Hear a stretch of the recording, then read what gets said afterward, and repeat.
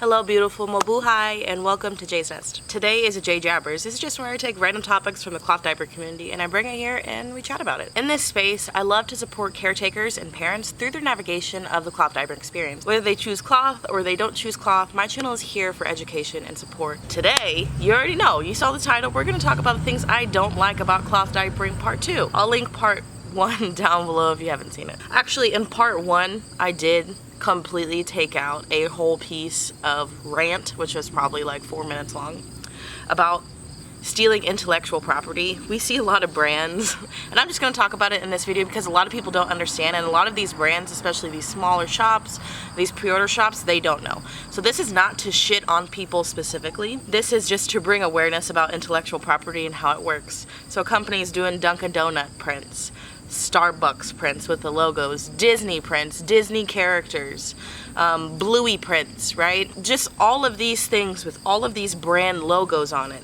Unless you purchase the intellectual property and the proper licensing to run those prints, it is actually illegal to do so. And they could be fined a lot of money. I'm saying this for a few reasons. One, a lot of these brands don't know, and it's common. There's actually a group I'm a part of, I forget what it's called, but it's like a smaller group with tons of pre-order groups where people advertise all of these new groups that are up and coming, and people are requesting, you know, Bluey prints, and they're requesting Disney characters. I actually saw a post a while ago from a pre-order group where they just screenshot a picture of someone's art, of a character, okay, this is character art.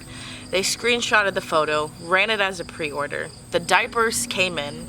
The prints were blurry because this person didn't buy the proper licensing for this product and just took screenshots on the internet of it thinking, oh, I can just use this print. That's actually considered stealing. And that's a lot of controversy in itself, but that needs to be talked about. And I figured, you know, let's talk about that in this space and let's have these tough conversations. And if we are going to run certain prints, let's definitely get the proper licensing and honor the intellectual property of the artist while doing so. You know what I mean? One thing that I really don't like about cloth diapering, and more has to do with the community, is how all-in-ones are heavily pushed as a solution for nighttime. Like, I don't like that. I just don't like that. If someone is looking for a nighttime diaper, you will never catch me suggesting an all-in-one. Just never. I don't think all-in-ones are a good solution for a lot of people for nighttime. And I say this for a few reasons. One, all-in-ones are pretty pricey. If you're going for a natural fiber all-in-one, which I would suggest if you're going for all-in-ones, they cost between $20 to $32, $33 a piece. That's a big investment. And if somebody is struggling with a nighttime routine, I'm not going to suggest to just go spend all of that money on an all-in-one diaper that may or may not work. I think I saw someone do an absorbency test on Smart Bottoms organic all-in-one, and it held between like 7 to 9 ounces or 7 to 10 ounces, somewhere in there. And like, that is not a lot of absorbency if you have a heavy wetter, especially for nighttime. You're gonna have to boost that diaper. And boosting like a $30+ diaper, it sucks if you're on a budget. It sucks if you're on a budget. If you don't care about price, then maybe those numbers don't mean anything to you. But like, all-in-ones aren't where it's at. I remember I was struggling in 2015 to find a good solution for Hazel. She was just peeing through everything, and somebody suggested Gravia 1s, and I tried that for a while, and then we ended up with so many issues with that diaper and leaking, and it's just a pricey diaper. I would just rather buy hemp pre-folds or DIY my own stretchy flats, which that's like my favorite solution, DIY stretchy flats paired with an insert. Because I know hand-dyed stretchy flats, if you buy them from a work-at-home mom or a work-at-home person, they are pretty pricey.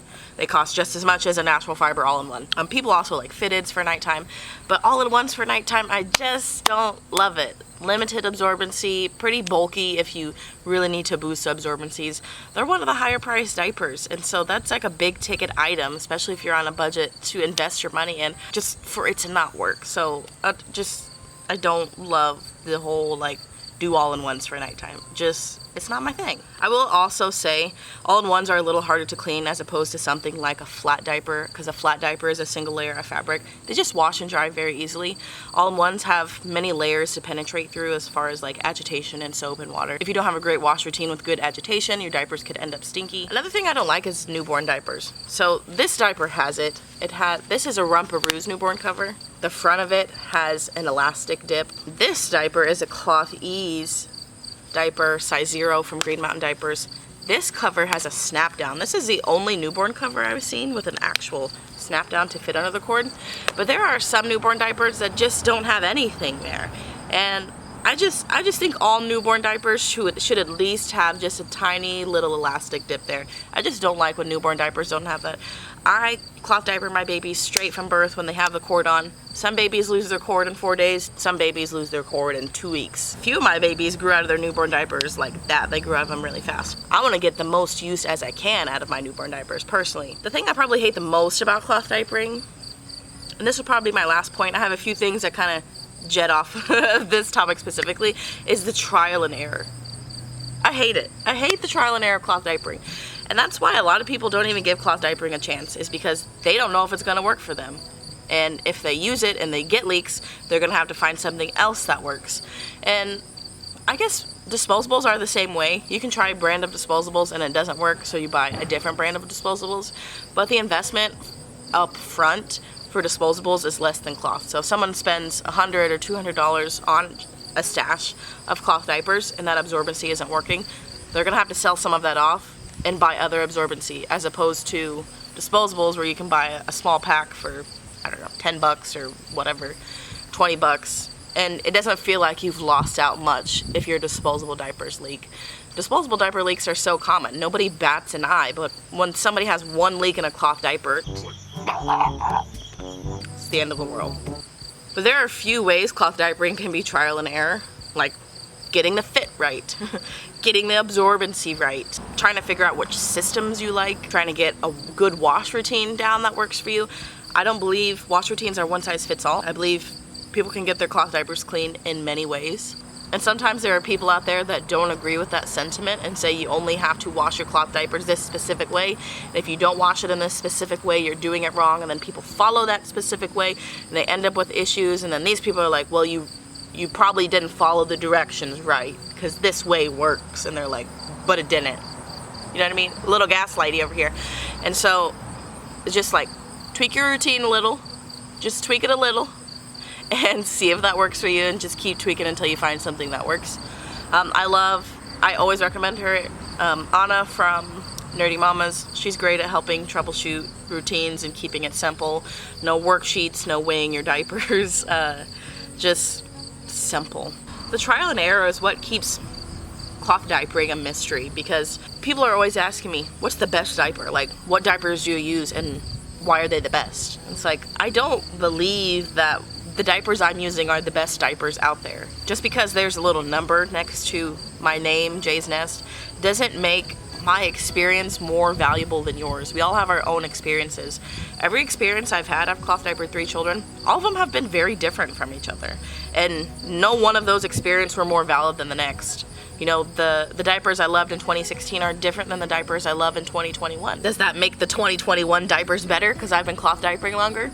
No, it just different preferences for different babies. My lifestyle is different as well, so that's kind of played into the different diapers that I like now. I do believe flat diapers are superior, but you know, like, that's just an opinion. That's the only diaper I'll fight on, okay? But like, I just don't believe there's a best diaper. I think there can be diapers out there that are like the roomiest and fit, that are smaller and fit for petite babies, that Hello? that absorb faster than other inserts, that keep your baby feeling dry. I believe there are certain diapers that are more absorbent than others, that are like super absorbent. So there are different like subcategories to like what a best diaper could be. Like, what do you consider a best diaper? Is it the fit? If it's the fit, then what is the shape and size of your baby? You know, let's find a brand that can cater to you. And that's why cloth diapering is trial and error, because when people come to me, I want to help cater an experience for them that is their own opinion, their own thoughts, which is why I like doing pros and cons to different things, because I want you to think for yourself. I think that's a really important thing, especially in this world of digital media, digital consumption, digital influencers, right? These buggies, man. We have a lot of thought leaders out here, and sometimes the person with just the loudest voice is the voice that gets heard the most. And just because you have the loudest voice doesn't mean that your opinion is correct or that what you're saying is going to work for everybody. And I challenge you guys to always think for yourself. That's why I like to do pros and cons, because at the end of the day, I want you guys to think for yourself. I don't want you guys to take on my experience of cloth diapering and like all the same diapers I like just because I like it. You know what I mean? I want you guys to have your own experiences too, and really think for yourself about what would work for your lifestyle, what would work for the shape of your baby, what would work for the ease of use for you and your family and the caretakers that take care of the child, what's going to be easiest for you to wash when wash day comes around, and just what's the most reasonable for you in your own experience.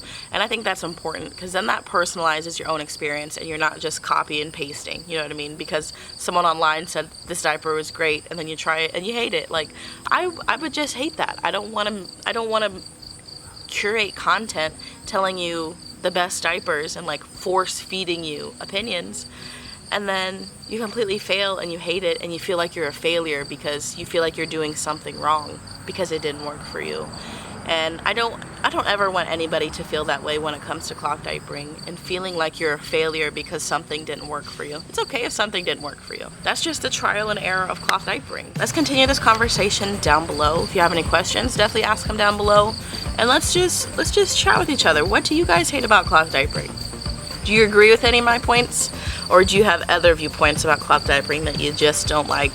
And if you want a part 3, I got more shit I don't like about cloth diapering.